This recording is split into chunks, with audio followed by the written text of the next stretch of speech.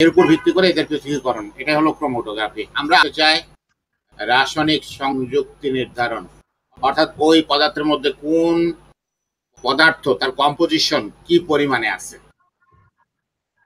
বিশ্লেষণমূলক একটা কাজ, বিশ্লেষণাত্মক একটি নমুনার রাসায়নিক সংযুক্তি নির্ধারণ, অর্থাৎ একটা জায়গায় এরকম কিছু আছে, তাকে আমরা পৃথক করব, পৃথক করে তারপরে শনাক্ত করব ওই পদার্থের মধ্যে কোন কোন কম্পোজিশন আছে, কোন কোন উপাদান আছে, কোন কোন মৌল আছে।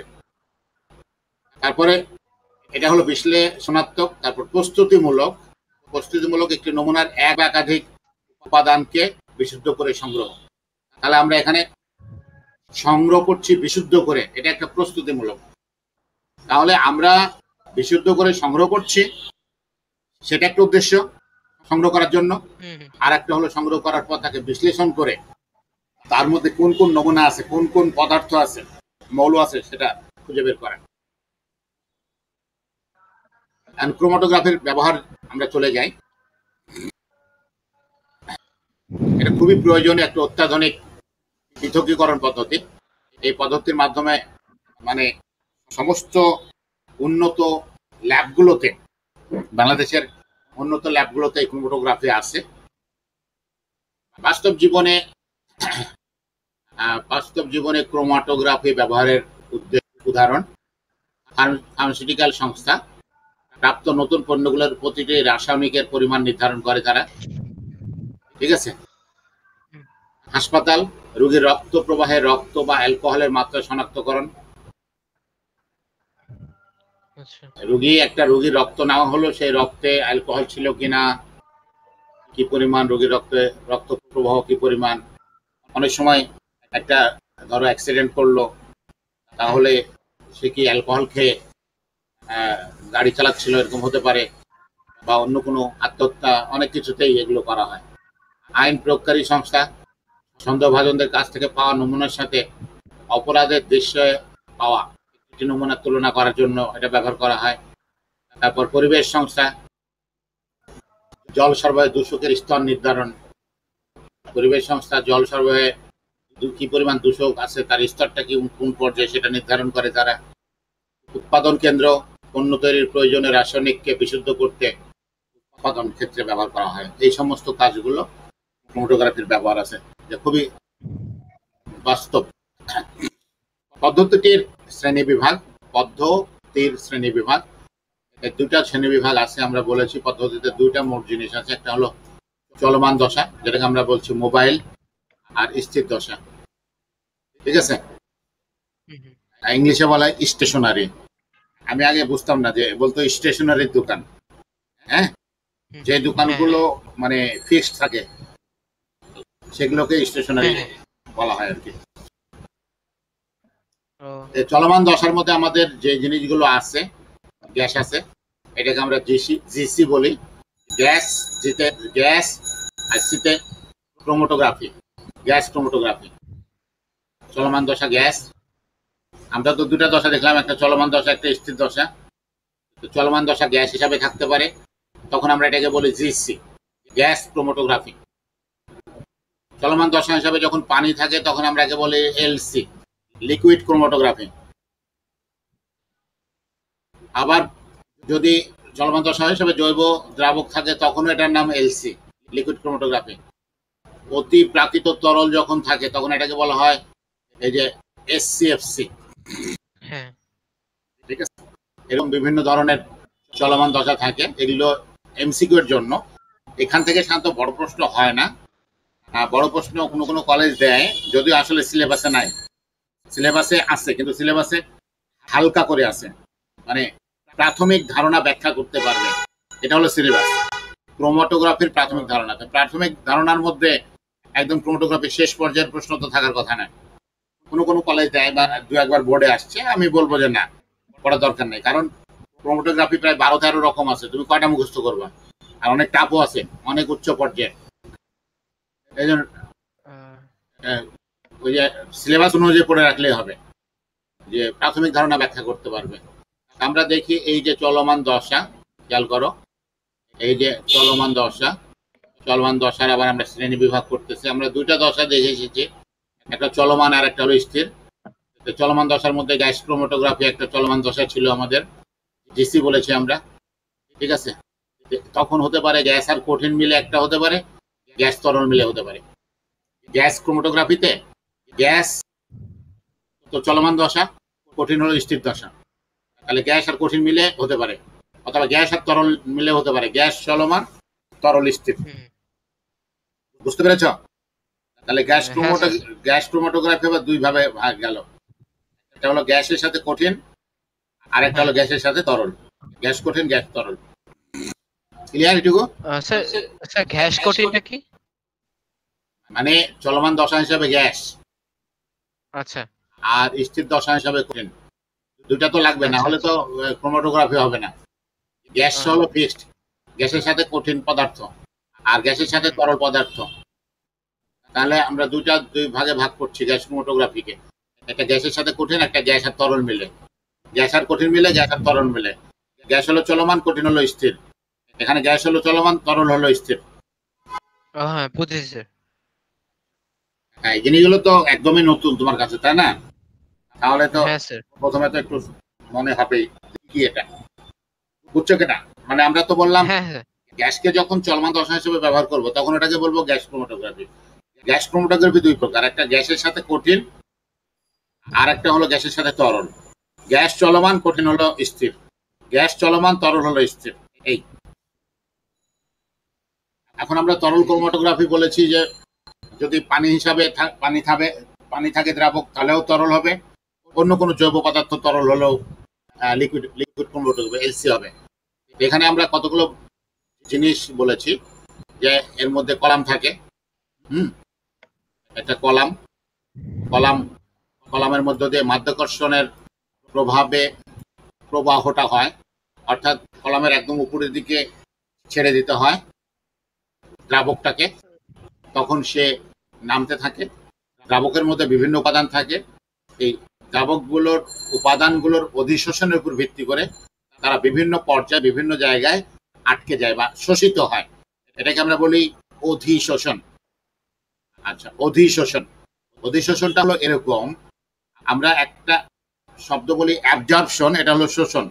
এ বি, বাংলাদেশের B, A B S O R B T I O N. আর একটা হলো অ্যাডজর্পশন, ডি, ঢাকার ডি, অ্যাডজর্পশন, এটা হলো অধিশোষণ। এটার মধ্যে পার্থক্য হলো শোষণটা হলো জোরপূর্বক, আর অধিশোষণটা হলো ইচ্ছাপূর্বক, তোমার ইচ্ছে হচ্ছে তার সাথে থাকার, আর এটা হলো অধিশোষণ। আর তোমার ইচ্ছে হচ্ছে না, তোমাকে থাকতে বাধ্য করছে, এটা হলো শোষণ। এটা হলো আমরা বলছি অধিশোষণ, ঠিক আছে। মাধ্যাকর্ষণের প্রভাবে তো সে নিচের দিকে যেতে থাকবে, কিন্তু তার অধিশোষণ মাত্রা বেশি হলে সে আবার মাধ্যাকর্ষণ প্রভাবের উপরে প্রভাব খাটিয়ে সে আটকে যাবে। এই হলো কলামে। এখানে চাপেরও একটা প্রভাবও আছে। আমি একটু বুঝিনি স্যার, আরেকবার একটু বলে ভালো হয়। বলো, প্রশ্ন করো। হ্যাঁ স্যার, আমার স্যার হচ্ছে এই যে স্যার লাস্ট কথাটা বললেন না যে অধিশোষণের ব্যাপারটা, আর হচ্ছে আমরা বলছিলাম অধিশোষণের মাত্রার উপর ভিত্তি করে, এরা বিভিন্ন জায়গায় থেমে যাবে।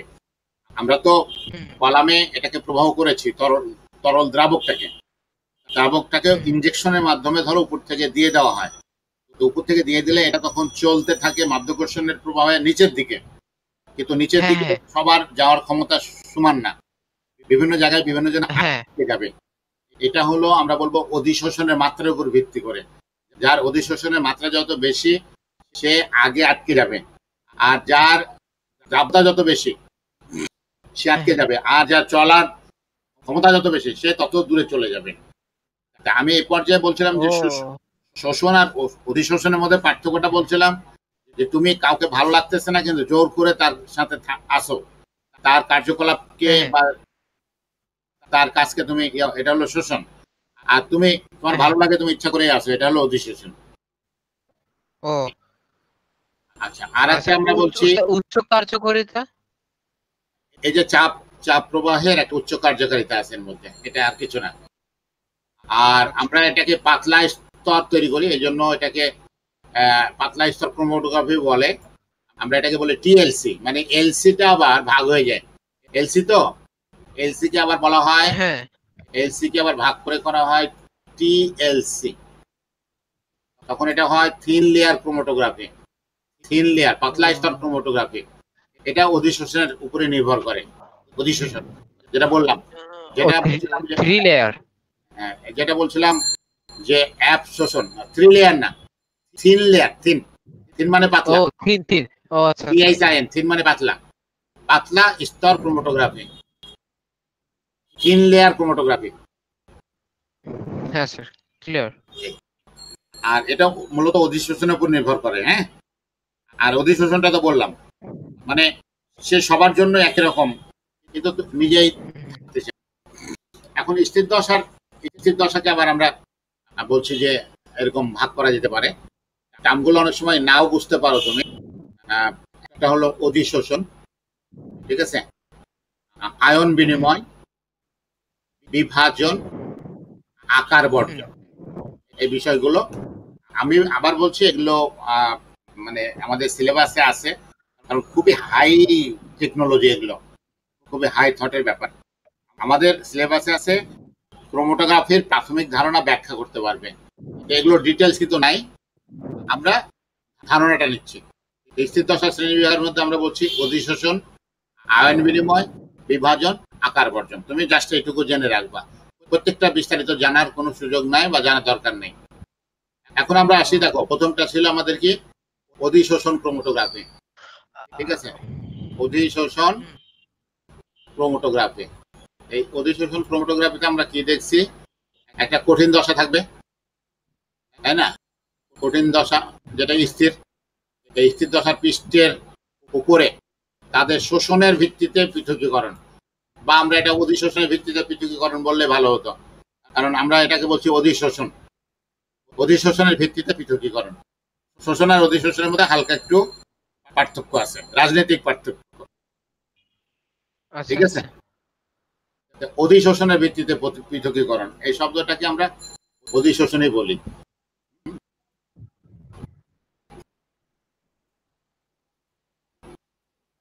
অধিশোষণ না বললে ভালো লাগছে না।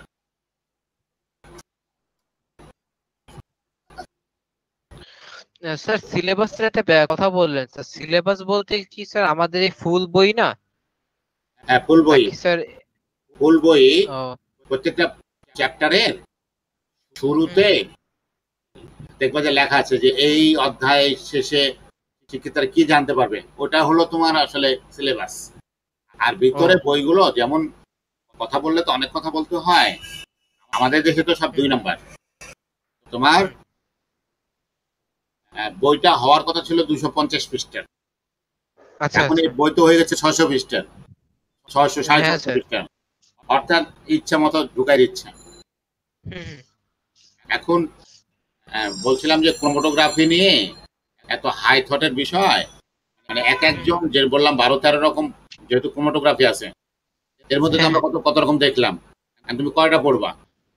থিন লেয়ারের মধ্যে হ্যাঁ পার্থক্য আছে, গ্যাস ক্রোমাটোগ্রাফি আছে, তোমার এইচপিএলসি আছে, টিএলসি আছে, জিসি আছে, কাগজ ক্রোমাটোগ্রাফি আছে, আরো আছে। এক এক বই হয়তো ধরো এই বই এই 2-3টা দিয়েছে, ওই বই ওই 2-3টা দিয়েছে, ওই 2-3টা। আমি বলছি এগুলো দরকার নেই, তুমি প্রাথমিক ধারণাটা ভালো করে রাখো, সেটা ও বুঝতে আচ্ছা। পেরেছো? প্রাথমিক ধারণাটা ভালো হ্যাঁ করে স্যার। রাখো, তাহলেই হবে। এখান থেকে মূলত ক খ আর এমসিকিউ প্রশ্ন আসে। আমরা যেটা বলছিলাম অধিশোষণ ক্রোমাটোগ্রাফির কথা, যে কঠিন মানে এটা হলো স্থির দশা, কঠিন পদার্থটা হলো স্থির দশা।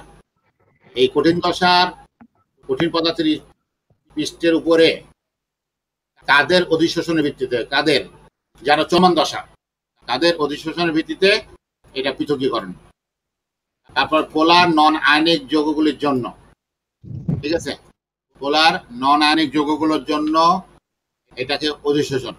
তারপর উদাহরণ যেমন আমরা বলছিলাম, তাহলে column chromatography, CC, CC column chromatography, TLC thin layer chromatography, HPLC high performance liquid chromatography.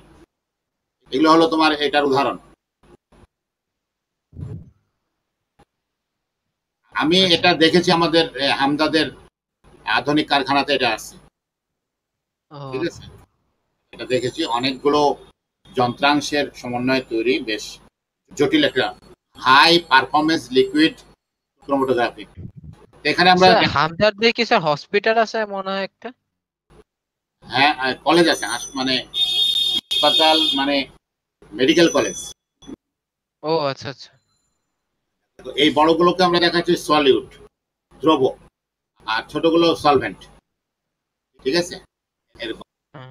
এই যে আমরা দেখাচ্ছি যে সলভেন্টের মধ্যে সলিড গুলো আছে এরকম, এই চলতেছে। ঠিক আছে, আচ্ছা আমরা আগাই। বিভাজন ক্রোমাটোগ্রাফি, দ্রবকে পৃথক করা হয় দ্রবীভূত একটি তরল মোবাইল দশা এবং একটি তরল দশার মধ্যে বিভাজনের উপর ভিত্তি করে, যা একটি শক্ত অবলম্বনের উপর প্রলেপ্ত হয়। আমরা বলছিলাম যে একটা কলাম থাকে, এটাই হলো শক্ত অবলম্বন। ঠিক আছে, এই কলামের উপরে যে মোবাইল দশাটা যে চলমান চলতে থাকে, চলতে চলতে কোথাও বিভাজিত হয়, মানে ওই যে অধিশোষণের উপর ভিত্তি করে একটা ভাগ হয়ে যায়, বিভাজন হয়ে যায়, আলাদা হয়ে যায়। ঠিক আছে, এখন আমি আরো সহজ করে বলি। ধরো মনে করো যে আমরা কল্যাণপুর থেকে প্রিপারেটরি কলেজে আসবো, হ্যাঁ, তোমার বাসা থেকে। আমরা হাঁটা দিলাম রওনা, আমাদের সঙ্গে 90-100 বছরের একজন বৃদ্ধ আছে, ধরো 60 বছরের বৃদ্ধ আছে, 50 বছরের বৃদ্ধ আছে, জোয়ান আছে, 30 বছরের জোয়ান আছে, 20 বছরের জোয়ান আছে, 2 বছরের বাচ্চা আছে, 1 বছরের বাচ্চা আছে, 6 মাসের বাচ্চা আছে। সবাই কি আসতে পারবে? না স্যার, পারবে না। এক একজন এক এক জায়গায় থেমে যাবে।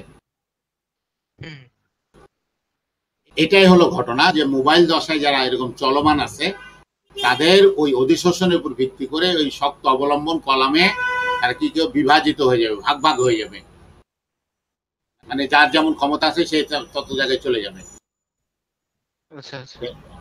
সাধারণ বিশ্লেষক যখন অপোলার জৈবযৌগটা যখন অপোলার, অপোলার তো বুঝো,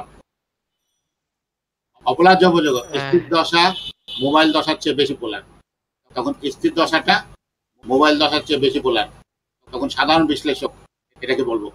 যখন অপোলার জৈবযৌগ স্থির দশা মোবাইল দশার চেয়ে বেশি পোলার, কারণ আমার তো হতে পারে যেটাই হোক, তরল তরল ক্রোমাটোগ্রাফি হতে পারে, তরল যেটাই হোক, তরল কঠিন, কিন্তু আমরা বলছি যখন মোবাইল দশার চেয়ে বেশি পোলার হলো স্থির দশা, তখন এটাকে সাধারণ বিশ্লেষক বলবো। দেখো বিপরীত বিশ্লেষক যখন পোলার জৈবযৌগ স্থির দশা মোবাইল দশার চেয়ে কম পোলার, উদাহরণ যেমন TLC, thin layer chromatography, paper chromatography, যেটাকে আমরা বলি কাগজ ক্রোমাটোগ্রাফি।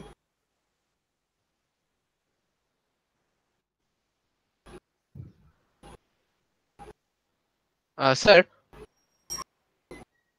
বলো। আচ্ছা, পোলার অপোলারটা আমি ভুলে গেছি স্যার একটু। আচ্ছা, ওই যে যখন ধনাত্মক ঋণাত্মক চার্জ থাকে একটা অণু দুই প্রান্তে, তখন পোলার, যদি না থাকে তাহলে নন পোলার বা অপোলার। ও আচ্ছা আচ্ছা, এখানে দেখো আমরা দেখাচ্ছি দুটা দশা, এই হলো স্থির দশা 1, এরকম একরকম, আর দশা 2 এই যে আরেক রকম আমরা দেখতে পাচ্ছি। এই যে এই হলো, এটা হলো দশা 2 আর এটা হলো দশা 1, দুই রকম। ঠিক আছে, এখানে আমরা দেখতে পাচ্ছি এই যে দশা 2 এটা, আর এটা হলো দশা 1। ঠিক আছে, হ্যাঁ স্যার। আচ্ছা, আয়ন বিনিময় ক্রোমাটোগ্রাফি, এখানে আয়ন বিনিময় হবে, আয়নিক স্থির দশা ব্যবহার করে আমরা এটা আয়নিক স্থির দশা, যেগুলো স্থির দশায় অধিশোষণের উপর নির্ভর করে আয়ন পৃথক হয় বিপরীত আয়নকে স্থানচ্যুত করার প্রবণতার ভিত্তিতে। ঠিক আছে, যে স্থির দশায় যখন অধিশোষণের উপর নির্ভর করে আয়নগুলো পৃথক হয়, তখন বিপরীত আয়নকে স্থানচ্যুত করে তার জায়গাটা দখল করে, এর উপর ভিত্তি করে এই অধিশোষণটা হয় এবং এটা পৃথক হয়। যেমন ধরো এর উপর এর সাথে আবার নির্ভর করে, যেমন এখানে চার্জ আছে, চার্জ চার্জ চার্জ কত কম বেশি তার উপর নির্ভর করতেছে, হাইড্রেশন আছে, দ্রবণীয়তা আছে, এসবের উপর নির্ভর করে। চার্জ চার্জ +1 +2 +3 বা -1 -2 -3, হাইড্রেশন মানে পানিযুক্ত হওয়া বা দ্রবণীয়তা দ্রাব্যতা, তার উপর নির্ভর করে এগুলো পৃথক হয়। আয়নিক স্থির দশা ক্যাটায়নিক স্থির দশা ব্যবহার করে ক্যাটায়ন পৃথক করা হয়। আর অ্যানায়নিক যেটা বলছি আমরা, ক্যাটায়নিক স্থির দশা ব্যবহার করে ক্যাটায়ন পৃথক করা হয়। আর ক্যাটায়নিক স্থির দশা অ্যানায়ন পৃথক করার জন্য আয়নিক যৌগ প্রয়োজন। উদাহরণ কলাম ক্রোমাটোগ্রাফি, এই যে আমরা বলছিলাম এসপিএলসি, হাই পারফরমেন্স লিকুইড ক্রোমাটোগ্রাফি। ঠিক আছে, এটা অ্যানায়ন এক্সচেঞ্জ হচ্ছে এর মাধ্যমে। ঠিক আছে, এই যে আমরা দেখছি ক্যাটায়ন এক্সচেঞ্জ হচ্ছে এইভাবে। অ্যানায়ন এক্সচেঞ্জ, ক্যাটায়ন এক্সচেঞ্জ বা আয়ন বিনিময়ের মাধ্যমে আমরা আয়নগুলোকে পৃথকীকরণ করছি। আচ্ছা, স্থির দশা আমরা এটাকে দেখাচ্ছি, দেখাও ক্রোমাটোগ্রাফির প্রকারভেদ, উপাদান। ক্রোমাটোগ্রাফিকে আমরা আগের পেজে একটু গেলে ভালো হয় স্যার, আমি একটু এটা অনেক হাই হাই হাই ব্যাপার, মানে এত বোঝানো যাবে না, বুঝতে পারবো না। ও কিছুটা ধারণা তৈরি হলে হবে। আচ্ছা, আয়নিক স্থির দশা ব্যবহার করে বই পড়বা, বইটা পড়বা। হ্যাঁ, আচ্ছা আচ্ছা ঠিক আছে। বই থেকে আবার হাই থটের ব্যাপার আছে এখানে। এটা আমি ট্রান্সলেট করা তো বিদেশি ইয়াকে, বইটা তো এখানে কঠিন আছে। আমরা স্থির দশা যেটা বলছি ক্রোমাটোগ্রাফির প্রকারভেদ, একটাকে বললাম paper chromatography, thin layer chromatography, মোলমোল গ্যাস ক্রোমাটোগ্রাফি, উচ্চ কার্যকারিতা তরল ক্রোমাটোগ্রাফি যেটাকে আমরা বলি এইচপিএলসি। পেপার ক্রোমাটোগ্রাফির মধ্যে উপাদান কি থাকবে? ফিল্টার পেপার থাকবে, সেলুলোজ থাকবে, আরো থাকবে, আমরা মূল উপাদানগুলোকে রেখেছি এখানে। থিন লেয়ার ক্রোমাটোগ্রাফির মধ্যে সিলিকা জেল থাকবে, অ্যালুমিনা থাকবে, পলিমাইড থাকবে। গ্যাস ক্রোমাটোগ্রাফির মধ্যে স্কোলেওইন থাকবে, ইপিজিয়ন থাকবে, কার্বোব্যাক্স এম থাকবে। আচ্ছা, উচ্চ কার্যকারিতা তরল ক্রোমাটোগ্রাফি C8, C18, লিকোসর্ব, সিলিকন এসব উপাদান থাকবে। বুঝতে পেরেছ? মানে এই C8 থাকবে, এটা এইটুকু বুঝতে পারলেই হবে। C8 কি এত বোঝা দরকার নেই। কি স্যার? হ্যাঁ, মানে এই যে স্যার লাস্টের কথাটা কি বললেন? এই যে উপাদানটা সিলিকন, মানে সিলিকন থাকবে, লিকোসর্ব থাকবে, C8 থাকবে, C18 থাকবে, এইটুকু জানলেই হবে আর কি। চলমান দশার প্রকারভেদ দেখো, আমরা বলছি পেপার ক্রোমাটোগ্রাফি, এর সলভেন্টটা কি? সলভেন্টটা বায়ু অ্যালকোহল, মানে দ্রাবকটা বায়ু অ্যালকোহল। থিন লেয়ার ক্রোমাটোগ্রাফিতে দ্রাবক কি? হেক্সেন, ইথার, পেট্রোলিয়াম, অ্যালকোহল, এগুলো হলো সলভেন্ট। গ্যাস ক্রোমাটোগ্রাফিতে হিলিয়াম, আর্গন, নাইট্রোজেন। এটা এমসিকিউতে খুব আসে যে গ্যাস ক্রোমাটোগ্রাফিতে দ্রাবক কি বা তোমার চলমান দশা কি। এটা এই ছকগুলো কি মুখস্থ করব? বিশেষ করে চলমান দশাটা, বিশেষ করে এইটাই পরীক্ষায় আমাদের আসে। তো গ্যাস ক্রোমাটোগ্রাফির চলমান দশা কি, এইটা এইটুকু এটা আসে আর কি, এমসিকিউতে প্রায় আসে। উচ্চ কার্যকারিতা তরল chromatography cyclohexane, n hexane, carbon tetrachloride, ethanol, methanol, বায়ু। মানে আমি বলছি যে এটা তো মুখস্থ করবাই, এই যে গ্যাস ক্রোমাটোগ্রাফিটা, এটা পরীক্ষায় আসছে অনেকবার। আচ্ছা, এখন আমরা পেপার ক্রোমাটোগ্রাফি নিয়ে একটু আলোচনা করলে আমাদের মোটামুটি দেখো মূলনীতি। মিশ্রণ পৃথক করতে নির্দিষ্ট দ্রাবক ব্যবহৃত হয়, যেমন পানি, অ্যালকোহল, হয় পানি না হয় অ্যালকোহল, এটা দ্রাবক হিসাবে থাকে। মিশ্রণের উপাদানগুলোকে পৃথক করার জন্য এই দ্রাবক ব্যবহার করা হয়, পানি বা অ্যালকোহল, দুটাই পোলার দ্রাবক। সূক্ষ্ম নল, এটা খুবই সূক্ষ্ম নল, ক্যাপিলারি টিউব। ঠিক আছে, খুব সূক্ষ্ম টিউব নল, কাঁচের তৈরি, ক্যাপিলারি টিউব বলা হয় এটাকে, বা সূক্ষ্ম নল বলা হয়, ক্যাপিলারি টিউব। ঠিক আছে, ক্রিয়া সহ দ্রাবক ফিল্টার পেপারে চলে যাবে, এটা এমন একটা ব্যবস্থা থাকবে যে সূক্ষ্ম নল ক্রিয়া সহ দ্রাবক ফিল্টার পেপারে চলে যাবে, একত্রিত উপাদানকে দ্রাবক বিচলন দ্বারা মিশ্রণ থেকে পৃথক করবে। দ্রাবক যে চলাচল করবে, বিচলন মানে হলো চলাচল, দ্রাবক যখন চলাচল করবে একত্রিত উপাদান থাকবে প্রথমে, তারপর দ্রাবকটা চলার সময় এদেরকে আলাদা করে ফেলবে। এটাই বলা হচ্ছে যে একত্রিত উপাদানকে দ্রাবক বিচলন দ্বারা মিশ্রণ থেকে পৃথক করবে। আচ্ছা, পৃথককৃত প্রতিটি উপাদান বিভিন্ন গতিতে চলে যাবে। আমরা বললাম যে এই যে এদের গতি বিভিন্ন রকম হবে, যেটা বলছিলাম না থেমে যাওয়ার ব্যাপারটা, আমরা বিভিন্ন বয়সের লোক হ্যাঁ হ্যাঁ হাঁটা দিলাম, তেমনি এই যে চলমান যে উপাদানগুলো আছে তাদের গতি ভিন্ন ভিন্ন, এই জন্য তারা ভিন্ন ভিন্ন জায়গায় থেমে যাবে, আটকে যাবে। তার উপর ভিত্তি করেই এটা পৃথক করা।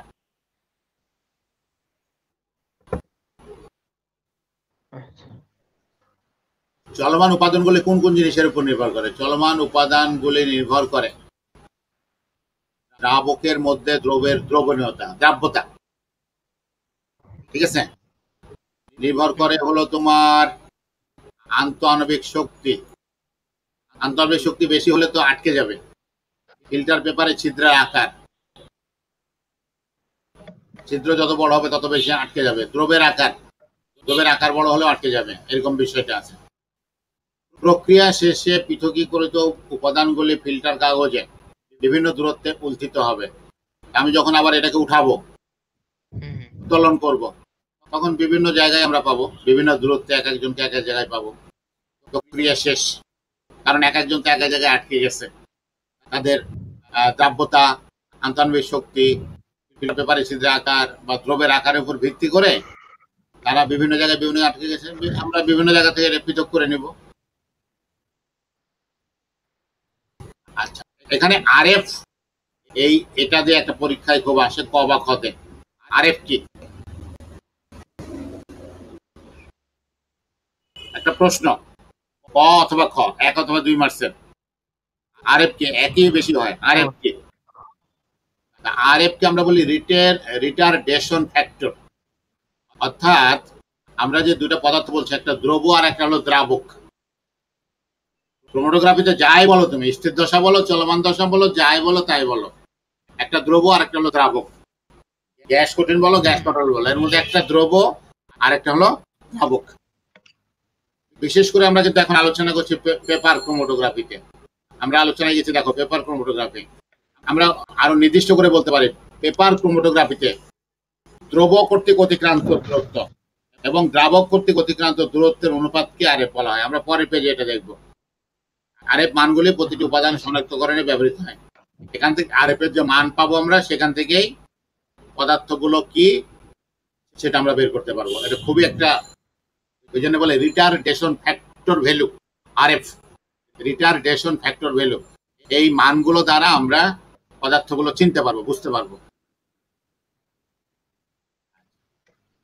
এখন আরএফ কি আমরা এখানে বলেছি, দেখো, সংরক্ষণের উপাদান বা আরএফ দ্রব দ্বারা অতিক্রান্ত এবং দূরত্ব এবং দ্রাবক দ্বারা অতিক্রান্ত দূরত্বের উপাদান হিসেবে সংজ্ঞায়িত করা হয়। তুমি এটা মুখস্থ করে ফেলবা, এটা একটা খুব ইম্পর্টেন্ট প্রশ্ন। সংজ্ঞাটাকে আমরা বলবো পেপার ক্রোমাটোগ্রাফিতে এই যে সংরক্ষণের যে উপাদান বা আরএফ, এটা রিটারডেশন ফ্যাক্টর ভ্যালু বলে। দ্রব দ্বারা অতিক্রান্ত দূরত্ব এবং দ্রাবক দ্বারা অতিক্রান্ত দূরত্বের অনুপাতকে এই আরএফ বলা হয়। এই যে distance travelled by the compound, মানে দ্রব, দ্যাট মিন্স এটা হলো দ্রব, উপরেরটা হলো দ্রব, হ্যাঁ, আর এই সলভেন্ট এটা হলো দ্রাবক। সলভেন্ট এটা হলো দ্রাবক, বুঝতে পেরেছো? তাহলে দ্রব কর্তৃক বাংলায় বলবো আমরা দ্রব কর্তৃক অতিক্রান্ত দূরত্ব, আর নিচে হলো দ্রাবক কর্তৃক অতিক্রান্ত দূরত্ব, এর অনুপাতটি হলো আরএফ, সংরক্ষণের উপাদান, বা বলা হয় ইংলিশে রিটারডেশন ফ্যাক্টর ভ্যালু।